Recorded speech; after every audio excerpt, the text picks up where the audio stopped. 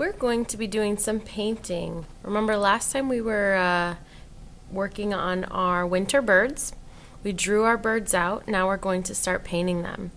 We'll be using tempera block paints. We have two kinds, some of these round tempera blocks, and then we also have some square tempera blocks. Some of them may be a little contaminated with different colors, but we can easily clean those off. And then we have some that may be a little fresher looking. So all still good paints. Even these that have the hole through, still lots of good paint there.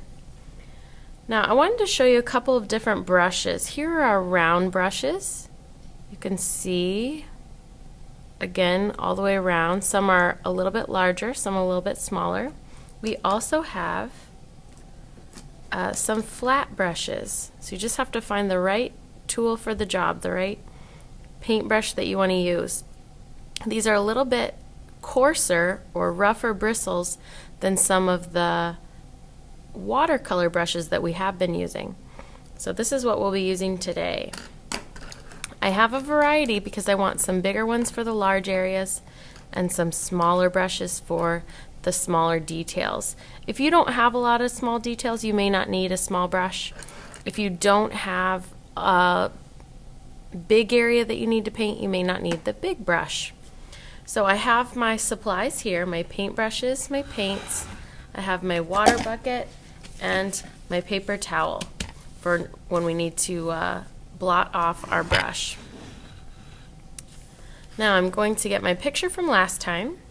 So I have my bird. Make sure that you've finished using your black crayon to trace all of your details, to trace all of the lines.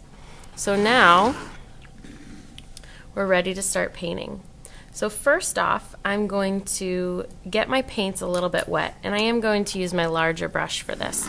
So I want to just put a little bit of water in each of my paints. We want to get them wet. This is a good chance if you have a paint, so I'm going to rinse my brush between each color.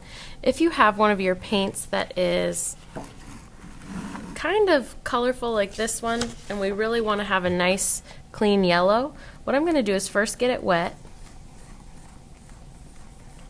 and then I'm going to really go around on it to kind of clean that green paint off.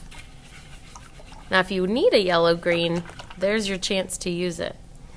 But I'm going to clean this off so I have nice, fresh yellow. And I rinse my brush and then clean it off a little bit more.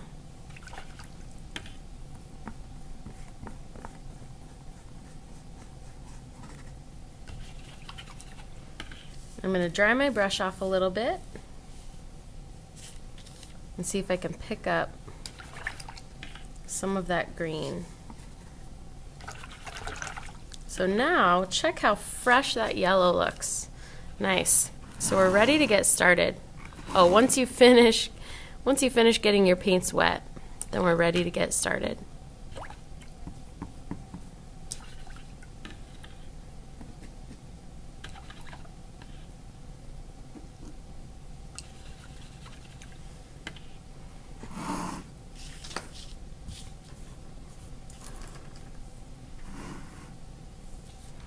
Now I'm going to make my bird a cardinal, so I want some nice red to fill in my bird.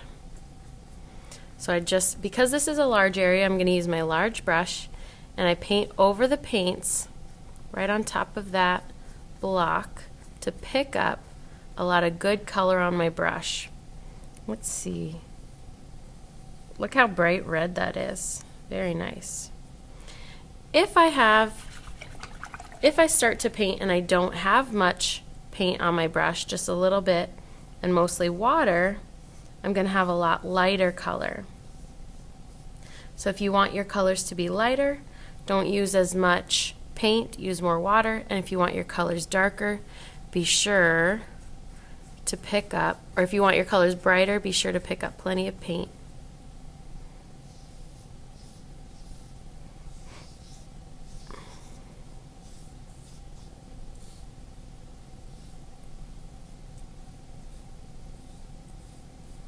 Now in some of those small areas, I'm going to go ahead and get my smaller brush.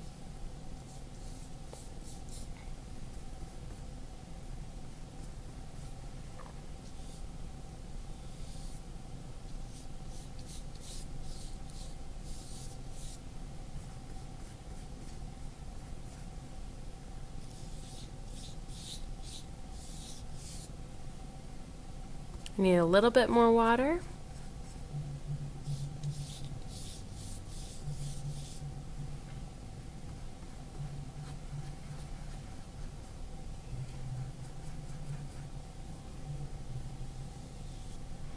And I paint carefully on the edges.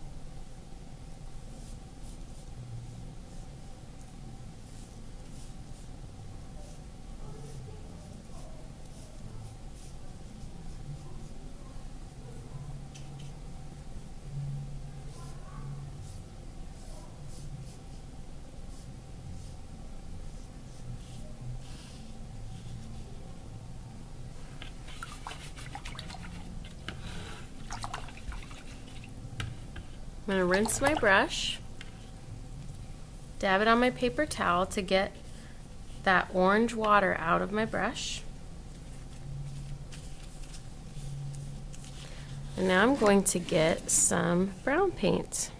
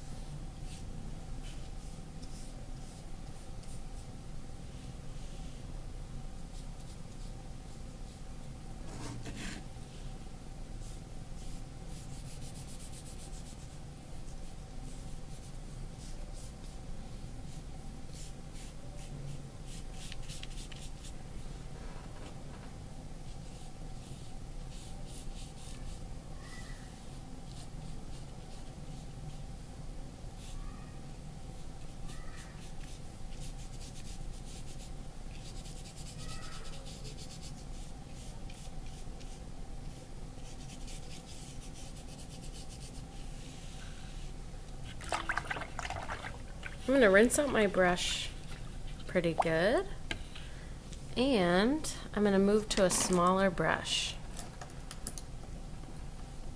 just to get into some of those small areas.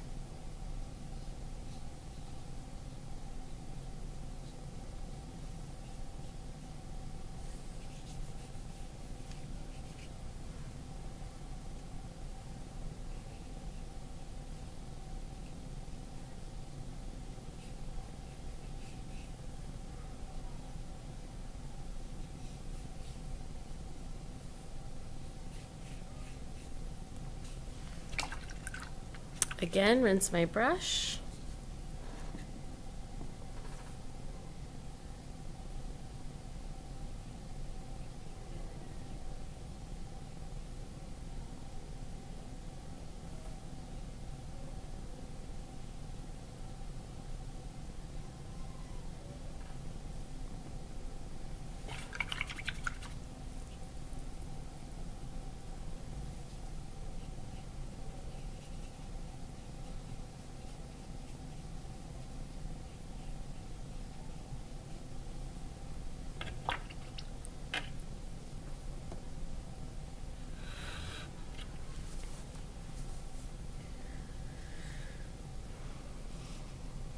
And I'm done.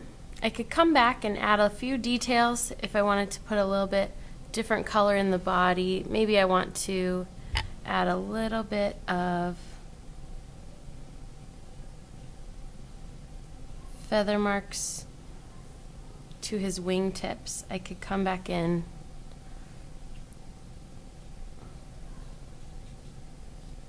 with a different color and kind of make him have a little bit of feather texture. Could add a little bit to his belly as well. Be sure to rinse your brush, because as I'm painting here, it mixes my white with the red, and then I'll put pink in my white paint if I'm not too careful.